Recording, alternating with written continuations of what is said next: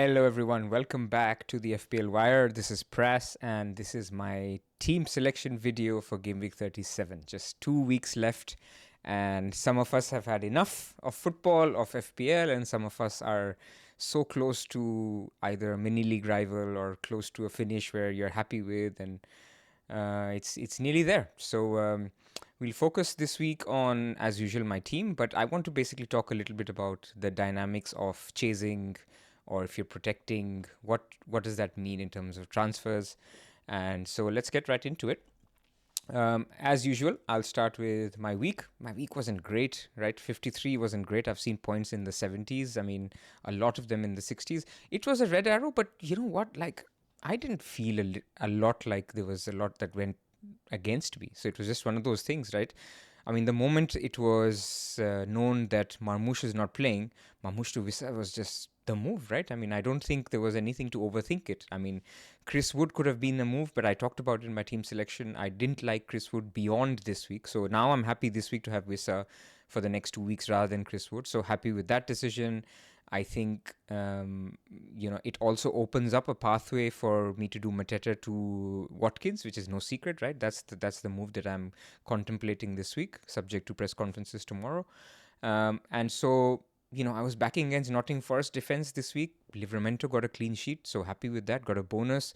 Munoz got 11 points. So it's basically like my team did fine, but other teams did really well. So it's hard to, I can't really do much about that. Like, I don't own Bowen, he did well. Eze did fantastically, but I feel Sar could have matched him, or Mateta even had a chance. So it's one of those things, like, I don't really care if the week goes like this when I think that the decisions were fine, and it is what it is. I was never going to play Rodgers, for example, over any of these guys. I mean, if I have finally, at Late Riser's insistence, watched the Crystal Palace Spurs game, man, I mean, I'm glad I didn't watch it live is what I will say. And so no regrets on starting Mateta or Sar.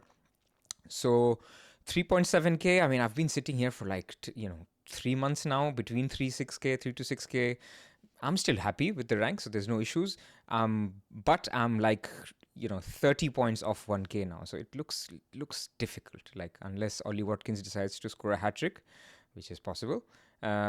It's going to look difficult. But then it's the whole team, right? Like, I've often found that I make good gains even in 37, 38 when there's no blanks or doubles, because everybody's teams, or at least a lot of teams, are on their last legs, right? Like, if they've made a decision where their 8th, 9th, 10th, 11th player is not as great, then this is the edge where your team is basically, the rotation works. Now I'll be rolling out my Villa players for the very nice 2 fixtures. I'll be rolling out my double Arsenal defense for the Southampton game in Game Week 38. Whether it works out or not doesn't matter. But I think given the fact that the squad has been robust, and I think the rotation has been robust, I'm still optimistic about 37 and 38.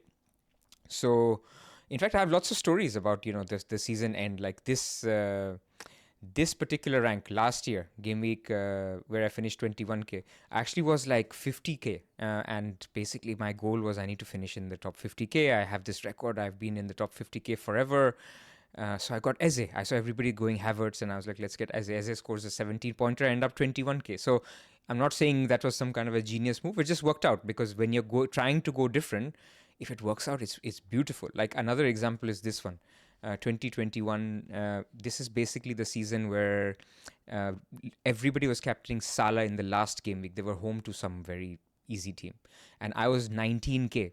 And I was like, you know what, there's no chance I can do anything if I just captain Salah as well. I captained Mane. Now, I did own Salah as well. Mane scored a brace, and I was actually 1 return away. And that return, I think it was Soufal or someone who got a goal ruled out, or so there was some drama. And yes, I almost made it into the top 10k that year. And so there's always stories like this. And by the way, I have horror stories as well, like 2017, 18, maybe it's this 22k, or maybe even the year before that. I free hitted in the final game week 38. It was David Silva's final home game, and I basically decided to get him and captain him. And take out De Bruyne from my team. And I think people who will remember what De Bruyne did was, I think he scored this worldy free kick, scored another worldy goal, got like 17 points, destroyed me. Like, my rank doubled in Game Week 38. So it works both ways, yeah? I mean, we can try to be clever, but sometimes it doesn't work. But that's what we're trying to do. I think one very important thing to say is when you're trying to go different, what you're doing is you're widening the outcome distribution curve, right? So what that means in simple terms is if we all buy the same player, our distribution curve is basically the variance is zero, because the expected gain or loss is basically zero if everybody bought the same player on that player. If you basically decide that I'm going Watkins, my rival is going Palmer captain, you widened it, because now Watkins could score 18 points and you can be plus 36 on your, or plus 34 if Palmer blanks, or you could basically be minus 34 if if Palmer scores that hat trick. So that's what you're doing. You're basically going from 0 to minus 34 to plus 34. So it's people will remember the minus 34s a lot more than the plus 34s, or maybe both, but it is just what it is. Yeah, you're taking that risk and you're widening the outcome. So that's it for last week. One other thing that people have asked, and this is something that if you go on livefpl.net, of course everybody should know that website. Actually, right at the bottom you see this table, and this will be, obviously this is highlighted for me because I'm between 5k and 1k. Other people, wherever your rank is, it'll show you how far ahead of you is basically the 10k guy, the 5k guy, the 25 guy. So it basically gives you, if rank is your main motivation on how to chase. And if rank is your main motivation, then the numbers are there. The EO is there. You have to basically then project the EO. Remember something that we did with Solio in Free Hit 34. And hopefully we will do more of next season with Solio, where we'll try to predict EO on a weekly basis. And that way you can also measure your risk a lot better. Like if you're seeing, and you can see this through Twitter, right? I mean, this week you can already see Watkins was like nothing ownership, will be like 70-80% ownership this week, because you're seeing not only people buying, you can basically already say that everybody who owns Mateta is moving towards Watkins, or a lot of Isak owners are also moving towards Watkins. Some from Chris Wood, Cunha's are moving towards Watkins, and most of them are looking to captain. You can already see a 70% EO. So that then means that if you're looking to chase those 15-20 points, then maybe you holding on to Isak is the better strategy. If you're basically in 7k, 8k, basically means that you may want to think about covering Isak. Again, you're just talking about your distribution. So I will talk about mini league as well, and I've used an example here. If for those of you who listen to the main pod, I illustrated that there is a mini league rival that I'm chasing and I want to go different, and I am 22 points behind that mini league rival. I will talk about how I'm thinking about the team, and hopefully that helps how you think about it. It's not rocket science, but it's just basically your objective. So first thing you need to highlight today is, what is my objective in the last 2 weeks? Is it fun? Well, if it's fun, then Kevin Schade is a great captain. If it's basically EO, if it's rank, then EO is your friend. Like you have to try to manipulate EO in a way which suits your team. Sell Isak then if you're chasing, and get someone else. If your objective is to protect, then you have to think about other reasons. If it's mini league, then you have to basically see what that mini league rival is going to do. Are they somebody who listens to Andy Let's Talk FPL, and are they likely to do what he's going to do? Are they somebody who basically uses analytical models? Are they going to be doing those things? So that I can't give blanket advice on, but at least that is something how I would think about the last 2 game weeks. Now, for those of you who listened to the team selection last week, I absolutely butchered the NordVPN plug. So this time I've kept it here before anything else, and I've got the script in front of me. So bear with me for a minute. So as you know, NordVPN is a long-term partner of the FPL Wire, and if you're bored of your streaming libraries in your country, with NordVPN, you can access content outside your region, get access to a library of your favorite streaming services, and let's say you're traveling outside your country, you can access your home library content as well. So with every purchase of NordVPN, you get 4, where every 2-year purchase of the NordVPN, you get 4 bonus months on top, and you can get that by nordvpn.com/thefplwire. It has an efficient malware and anti-spyware protection system. It highlights any attack and deletes it before it makes a mess of your computer. Grab your exclusive NordVPN deal by going to nordvpn.com/thefplwire. It's completely risk-free with NordVPN's 30-day money-back guarantee. You'll have a link in the description, and you can sign up if you're interested. Zop, I hope that was okay. Let's go to the slide. So, Rob T. For the week, let's see who we've got. So, clean sheet odds. I think we have to discuss clean sheet odds less and less because of team motivations. It's wildly, the error bars are so high right now in the clean sheet odds that it just feels like, you know what, last week Brighton got a clean sheet, Newcastle got a clean sheet, no one predicted it, and good teams didn't keep a clean sheet. I think the only predictive one these days is Man City. And to an extent Villa, because those teams are setting up to be robust because they have a lot to play for, and that's the strategy they're going with. I think you could also include maybe Chelsea this week in that category, where they will be home to a Man United side. And this is going to be a theme, right? Man United and Spurs at home. These are two teams that have to travel. They don't want to travel, right? They have a Europa League final on Wednesday.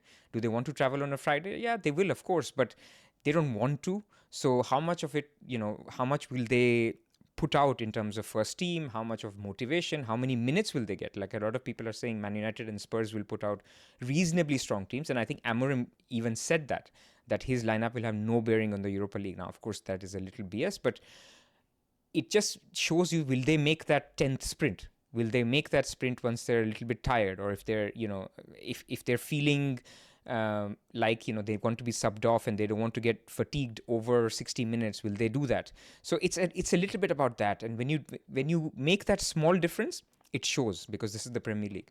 So I feel people can still target the Chelsea and Villa fixtures, regardless of, you not thinking that they're going to play the kit man as the forward. So I still think Villa and Chelsea have a great matchup because they both have motivations, and they're playing an opponent that is traveling away from home with zero motivation. In fact, negative motivation. So that's my view on the clean sheets. I don't think there is enough predictability there. Everton again showing up. So my friends who wildcarded recently have got a lot of Everton defenders. Some people even bought. I don't think we've heard on O'Brien yet, but whoever you have, I think you start your Everton defender and hope for the best. That's all I'll say. Southampton have looked a little better, but again, they've been a little bit more defense first. So it's not like, their attack has looked a lot better. So, yeah, it could easily be a 1-0 Everton. And remember, it's the last game at Goodison Park, the last men's game, I should say. And so that's something where there's extra motivation for Everton if you want that kind of narrative. On the projected goals, I don't think there's much in it between Villa and Chelsea. So if you wanted to go for if you're looking for a midfield punt, let's say, I don't think there's much in it between going for an Asensio, a Rodgers, a Madueke, a Neto. We've talked about why these guys could be decent pickups. Asensio is on penalties. He should get 60, 70 minutes. Emery doesn't love him. So I would still say 60, 70 looks right for him. Rodgers will get his standard 90. Asensio should be on pens as well, so that's a plus for him. With Neto and Madueke, it's a case of how will they set up, right? They could set up with Tariq George, and basically keep the exact same setup that they've been using, or they could go for a Neto false 9 kind of thing, which wouldn't be the best for Palmer if it is Neto false 9, because Palmer will have to basically hold width. Against a 5 at the back, you don't want to be the guy who's basically on the wing, not necessarily anyway. But I genuinely, shout out to a couple of people who I follow in the analytics Discord, and everybody feels that it should be Tariq George who starts up top, and then they'll basically keep the same setup, which is, Madueke on the left, Neto on the right, Palmer in the middle, Enzo Fernandez in the middle, with Caicedo and Lavia, or Caicedo basically inverting and Lavia is the other centre mid. So it looks like that'll be the lineup. So that should be a good lineup, and Chelsea should score 2-3 goals like it's been predicted. Villa are expected to score 2.65 goals. So I'm very happy to have double Villa attack for this week. Man City are trickier. Crystal Palace are trickier. We talked about this in the pod. They will have their FA Cup game on the Saturday, and then they play on the Tuesday night. The team that wins, you can say no clue about their lineup, because when they win, they could be partying Sunday, Monday, and then who knows what team they put out on Tuesday. The team that loses will have motivation. So Man City will have motivation regardless, but it's just the minutes are up in the air. It could be anybody. With Crystal Palace, you could still see some rotation, right? Even if they lose, because they will give it their best and their all. And, we saw rotation with Crystal Palace when they had the double-double. Mateta was benched, Eze was benched, Sarr was benched. So anything's open season. I think the only person safe amongst the popular picks are Henderson and Munoz. And Munoz, because basically he has never been benched. He's just a workhorse, and he's never benched. So I just think he should be safe. So That's it. We don't have Robty's goal scorer numbers, but we have FPL Salah's or Abdul goal scoring odds. Now, these are different from Robty, so obviously look out for Robty's numbers as well. But, it's an illustration at the end of the day. So you will see this. Watkins should be the highest anytime goal scorer. But remember, he's a forward, right? So Palmer, even though he's not very far down, he's number 3. He will get the extra point for a goal and a clean sheet. So I think there's not much in it between Palmer and Watkins. At least that's what the data suggests. And for those of you who are non-believers of market data or underlying data, Palmer has been poor, but Man United have as well. So I don't hate it as a chasing captaincy, but I do like Watkins. As I've said, for my team, it works. And I also like the fact that it gives me a nice path where I can play De Bruyne for the final home game and then move De Bruyne to Saka next week and basically fix a problem in Mateta this week and get Watkins. So for my team, it works really well. I'll talk about some of the other dilemmas because I've seen people contemplating getting Watkins for other picks as well. So let's just go down this list. So Watkins is high. Haaland is good. There's no reason to believe Haaland doesn't start if he plays for 120 minutes on Saturday. Can you rule out a benching? I can't. But if you were to ask me now, does he start? I think he starts, and that's 50% goal odds. That's very good. Palmer's great. Marmoush, I think, he was really good when he came on, as he has been. So I don't see a reason why, he doesn't start or he's not in the mix. Again, the minutes are dependent on the FA Cup. So Salah is an interesting one, 44%. I think these have come down. Like Salah away to Brighton normally would be higher. It's just the fact that there's pictures coming out, this guy Slot is in Ibiza, this guy, their team is in Dubai doing a farewell for Trent, and, even Slot came out and said, we are still celebrating, and it's only in the final home game when we play Crystal Palace, you will see the real Liverpool, which basically he's saying that even the Brighton game doesn't care. What happened, the Brighton game, he doesn't care.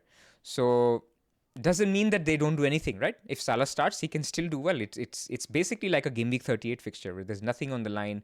There could be goals, or it could be a poor performance from Liverpool. It could be a 3-3, 5-5, who knows? So, but it just means that the odds for Liverpool to win like a 2-0, 3-0 disciplined performance go down. And the minutes also become a little bit wary. Who was doing what in Dubai, nobody knows. So that's where we are. Mateta is 40%, but it's the minutes, right? These all odds assume a start. We don't know. So Asensio then next. Asensio has a higher goal share than Mbeumo. That's obviously the penalties and the fixture. But those of you looking for a midfield front, Asensio is not bad. Minutes is an issue, but then minutes were an issue with Jacob Murphy as well, right? People still went there. So then Mbeumo 37, very solid. Wissa is solid.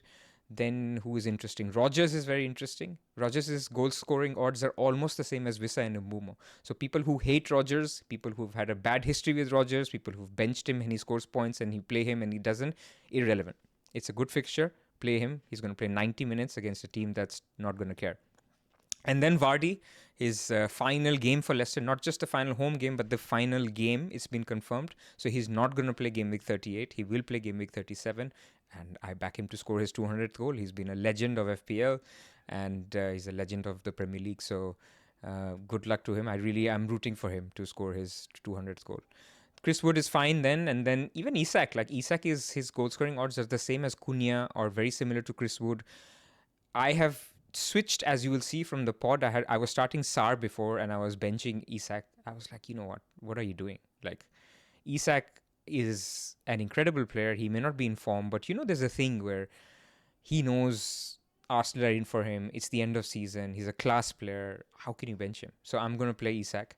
And then you see Madueke is up there as well. Neto's there. So there are enough picks here where if you wanted to go for a punt, it's not a bad one if you're picking from a Chelsea or a Villa, basically pool. So coming to my team, I have got Raya in goal, Konza, Munoz, Guardiola, no decisions here. Salah, Mbeumo, De Bruyne and Rodgers, no decisions here. Isak, Wissa, no decisions here. Mateta to Watkins is the easy move for me. I have 3.5 million in the bank, so I have lots of money. Even next week, I can wait for leaks, and if De Bruyne is not starting, De Bruyne goes to Saka. If De Bruyne is starting, then I can do Ismail Assar to Martinelli, or I can do De Bruyne to Saka regardless. So I have lots of choices open on what I want to do next week. the thing is, every time you're using a transfer and you're deciding a path, you're also giving up on another path, right? So the path that I could have taken is basically going De Bruyne to Palmer this week and Mateta to Evanilson next week. So that's basically the other path. Evanilson is home to Leicester next week. I could captain Palmer this week. It could be an alternative path, and I've considered it, but I'm not doing it because this is the last slide that I want to talk to you guys about, is this thing of what is my objective. So my objective for the next 2 game weeks, look, top 10K should be great. I'm happy. It should, I should do it. I hope something has to really go wrong if I don't get it. And after that, I don't really care, man. Like there's this whole thing of personal best or whatever. 4.242 in 2018-19 is my personal best because I was not playing in those early years, when there were not so many players. So it's basically, I don't really have aspirations now. Like 1K looks difficult. So my one aspiration is there is a mini league that I follow very regularly, and there's an FPL player who's ahead of me by 22 points. I'm second. And that FPL player is a very, very, very good player. It's very hard to beat him. But I will try. And they know, by the way. So it's not like I'm like putting somebody's team out without them knowing. So we've chatted, and I've actually told them that I'll be getting, because I know you're getting Palmer, I'll be getting Watkins. So the idea is, I've looked at their team, and I've looked at mine side by side, and I've thought, you know what?